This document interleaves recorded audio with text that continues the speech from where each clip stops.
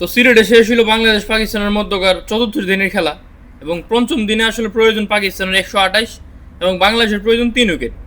তো এখন প্রশ্ন হলো আসলে কোন দল সবচেয়ে এগিয়ে বা কোন দলের হাতে মূলত খেলাটা আছে।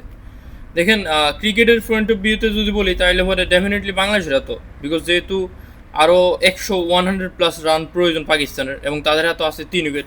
এবং আরেকটা প্লাস মানে এখানে যেহেতু তাদের এক সাইড ফাঁকা কেন বললাম, এখন দেখবেন যে তাদের হাতে আসলে রেজন আছে, তাদের ব্যাটিংও রেজন আছে এবং এক সাইডে তাদের যে কোনো একজন বলার। তো সেই জায়গা থেকে আসলে মনে করি বাংলাদেশের হাতেই আছে। এন্ড অফ দ্য ডে আসলে পঞ্চম দিনে বাংলাদেশের শুট হয়েও ভালো, কারণ তারা যদি আবার পার্টনারশিপ ধরে লায়, তারা যদি 50 রান 70 রানের মতো পার্টনারশিপ ধরে লায়, যেমনটা আসলে তাইজুল ইসলাম এবং আমাদের মুশফিকুর রহিম ধরছিল। তো এরকম পার্টনারশিপ ধরার কোনো সুযোগ তাদেরকে দেওয়া উচিত না। যদি ধরে তাহলে পরে ম্যাচ আসলে যে কোনো কিছু হইতে পারে। ইভেন এইরকম ম্যাচ আমরা দেখছি খুব ক্লোজলি ম্যাচ কিন্তু জিতছে টেস্ট ইতিহাসের মধ্যে। ধরেন যে লর্ড টেস্টের মধ্যে আমরা যদি দেখি তাহলে পরে ইংল্যান্ড অস্ট্রেলিয়া টেস্টের মধ্যে কিন্তু ইংল্যান্ড কিন্তু ম্যাচটা জিতছিল অস্ট্রেলিয়ার সঙ্গে, এবং সেইখানে ইংল্যান্ডের ছিল কত 9 উইকেট, প্রয়োজন ছিল 100 রান প্লাস, 127 রানের মতো প্রয়োজন ছিল। তো তাদের ব্যাটসম্যান কে ছিল বেন স্টোক এক সাইডে, আর এক সাইডে তাদের 11 নম্বর বলার একজন বলার, সে স্প্রিং বল করে। তো সে কী করছে, ইমেজ জিতে লেছিল কিন্তু বেন স্টোক একাই।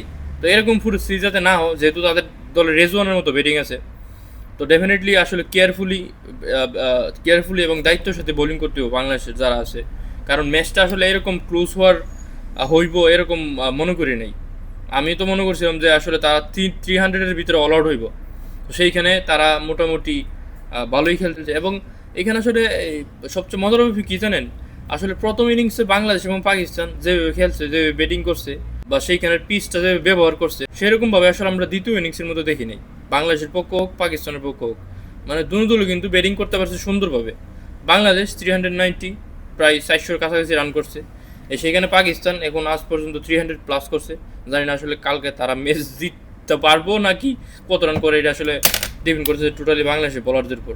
তবে এন্ড অফ দ্য ডে আসলে চাওয়া একটাই থাকবো যে পঞ্চম দিনে যেতে বাংলাদেশের শুরুটা সুন্দর হয়, স্পেশালি যদি রেজন উইকেটটা প্রথম নেওয়া যায় তাহলে তো আর কথাই নেই, বাংলাদেশ আশা করি ম্যাচটা জিতবো।